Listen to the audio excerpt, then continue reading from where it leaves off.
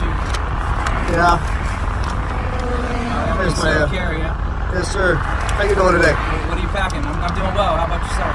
Today, a BB gun, but it's a 380. Don't laugh. That's my 6-hour. My TV gun. Usually I have a 40.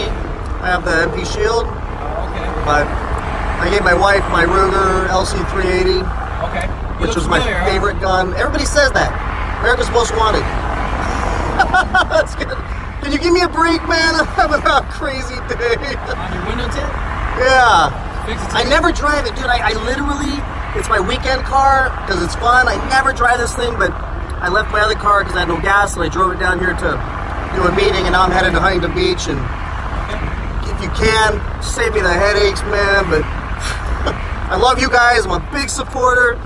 Every year we give out cards to the cops because thanking you guys anonymously because I just love what you guys do, and that's why I got my CCW. It's like I want to be a cop, dude, but I'm not macho enough. I'm a suit guy.